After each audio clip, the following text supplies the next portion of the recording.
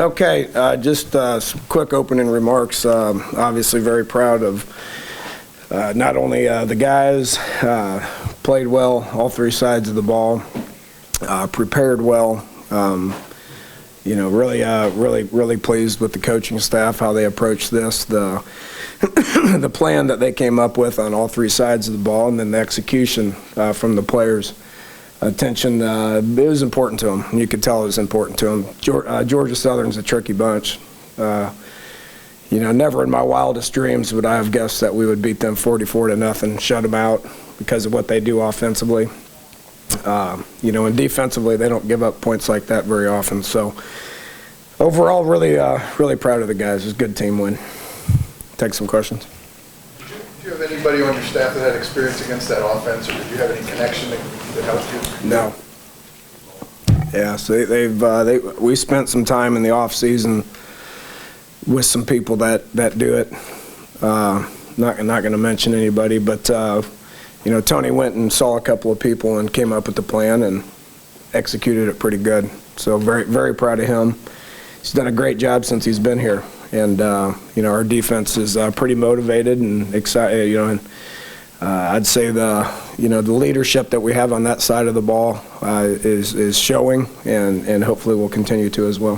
What were some of the key components in what you did to neutralize what's a pretty tricky offense? Well, I was listening to Gibby on the headsets a couple of times, and he was talking himself out of blitzing.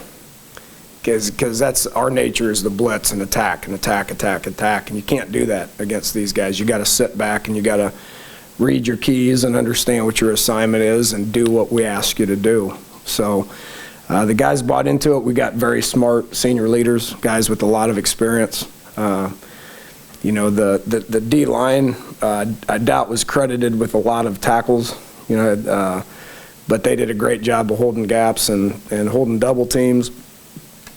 Bruce Tall is doing a great job with those guys, and allows those linebackers and safeties to rally and make a lot of tackles. And you said that you were going to withhold judgment until the lights came on your younger players. The lights came on tonight. Got some judgment now. Yeah, I'm excited how those guys performed. To have two young receivers have over 1,000 yards the first game of the year with a new quarterback is exciting. So 5 is a player, 1's a player. Those guys can run. Told you they could run. Those guys can run. So, we're going to ask them to do a lot more than just run fast and catch balls downfield. So they'll continue to get better. Their catches will continue to go up. And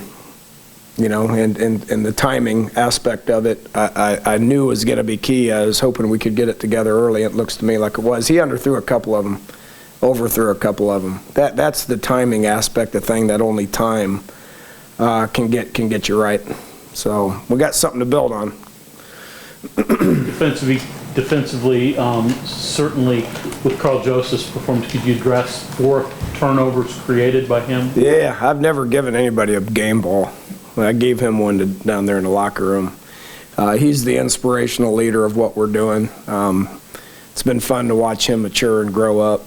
Been a great player played over 3,000 snaps in 3 years, but for him to take the next step to truly be the inspirational leader on defense and the guy that I trust to stand in front of the room and talk and motivate, and he's a pretty motivated young man right now. Those weren't easy interceptions too, and it happened in one quarter. And I said, "Geez, what happens when when we're going against a passing team? What's going to happen then?" So, played well, played really good. When you go to halftime, are you ticked at the red zone thing? Yeah, I was mad. I was furious, and challenged our guys to. I yelled at him, and then I yelled at myself and said, well, I guess I forgot to tell you you're supposed to score. We called all these plays and executed it pretty good, but we didn't finish. We didn't finish those plays, so I got on them pretty good. And, Wendell finished a couple of runs, which looked really good. And I can't forget who all scored in the second half, but we did a better job of finishing those drives for touchdowns. 6 or 7, I don't know. The one when I went for it on 4th down? Yeah, I wished I could take that back. I got impatient. That was stupid. So we should have at least been 7 for 7. Josh did a good job at knocking the ball through, and that's going to happen, but we got to continue to focus on finishing drives with touchdowns. Is that impatience, or would you like to see the offense have a 4th and 1 and pick? Well, yeah, I mean, we got to be able to execute that as well, so points are more important than proving a point. I should have kicked the field goal. That was an error on my part. Dana, were you exaggerating when you said you've never given anyone a game ball before, or? Well, I mean, we name players of the game, but usually we watch the film after the game, and we collectively, as a offense and a defense and a special team, give players of the game. We never give players of the game when we don't win. I think that probably makes sense to people. And I thought it was appropriate based on what Carl has done, how he played, the turnovers. Turnovers has been something that we've been focusing pretty hard on. Well, how's 5-0 suit you? So that made me pretty happy. So obviously giving him a game ball is something that's warranted, and then he turned around and gave it to the whole defense. So he's doing all the right things right now. Speaking of the defense, did you, the shutout, did you have any idea that, Tony had prepared that well, that the defense was ready to go? What, were you more, I know you said you were excited, were you more impressed with the defense after tonight? Yeah, I mean, it'd be silly for me to say no. I know we have a good defense. We've talked about it. I've went against them. It's been frustrating on my part. I was happy to see the offense score 44 because there's been days where I didn't know if we'd be able to score any, going against these guys. So, well coached. All of them. There's great staff continuity. I mean, Bruce Tall has been huge. Joe DeForest is doing a great job with the safeties. Brian Mitchell's doing a great job with the corners. Damon Cogdale is an inspirational guy himself. And then Tony's doing a great job. So you couple that with confidence in 5th and 4th year seniors, you got something to build on. I've told them they just need to be consistent. They've played well in spurts last year. If we want to win a championship, then defensively we got to play more consistent, which is what we did for 4 quarters tonight. How do you feel Skyler did overall? I mean, he really, got those yards in a lot of big chunks. Yeah, I was happy with what he did. He was pretty calm. Overshot some throws. That's going to happen. He was 16 of 25 for 360, 0 picks. Didn't put the ball on the ground. Made a couple of plays in the run game with his feet. Thought he played well. He needs to continue to get better, and he needs to continue to manage the game the way that we want him to. But that kind of yardage and that many big plays and 0 turnovers probably win you some games. Coach, how much growth do you see from your offense from training camp going into this first week, and how much more growth do you see that can take forward? I was happy with the overall production. We sputtered at times, and it didn't look very good at times, but much like I told the defense, consistency is the key to their success. For us, getting better every week is the key to our success. We got to continue to get better. We're not where we need to be offensively right now. We're going to continue to get better. Guys are going to continue to emerge. We're going to figure out who needs to play what snaps and what they can bring to the table. Watching 5 different linemen go in there at the end of the game, we'll get closely evaluated to see what we can do with a depth perspective. Dante, I thought, ran well. William went in there and handled the offense good. So, we'll continue to evaluate that and continue to grow. He wasn't challenged with distance kicks tonight. Is there many guys that you trust more than Josh Lambert? Because in the past that hasn't been totally consistent. In what? In field goals. Talking about a Lou Groza finalist. I'd say he's pretty damn consistent. Yeah. One of the better kickers in the country. I was happy with what he did.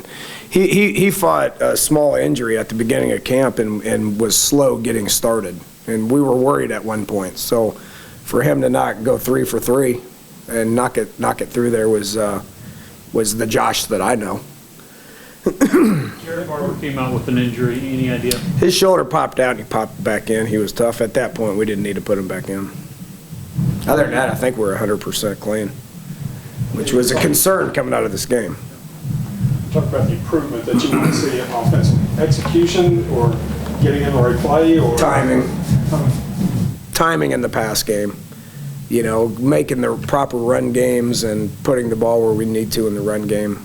finishing runs, finishing blocks. It's all stuff that'll be key. These guys were good against the run. You know, they were one of the top teams in the country against the run last year, and we, you know, had 185, so I thought we ran the ball okay. We just got to continue to get better at it. Wendell came to life in the second half. He looked like the guy that I know. When Skyler lost his helmet in that series after that Crest finish it, were you planning on giving him a series anyway? I didn't. This was Skyler's team. I mean, Skyler's done great. I mean, our guys believe in him. He does what we need him to do. With that said, I'm going to coach the hell out of William and continue to coach him and give him reps and gain confidence. And, you know, the more he plays and the more confidence I have in him, the more opportunities that he's going to have to get out there and play. It was funny. I didn't even know Skyler's helmet popped off. And I kind of look in to give the play in there, and William's already in there with his helmet buckled up like this. So I thought, that's great.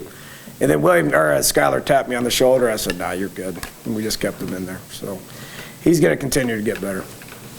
He's a freshman. And without discrediting Gibby or the defense and the work that they did, would you have ever bet that you would have more option scores today than Georgia Southern? I don't understand the question. You scored, Williams scored on the option today. Oh, yeah. It wasn't an option play. I ain't doing that stuff. It was a keep. I mean, Skyler kept it a couple times. I told you we're going to do more of that. I mean, people want me to put it on a billboard or something like that, which I understand the history of that here, but we did some of it, and we'll continue to get better at that. Okay.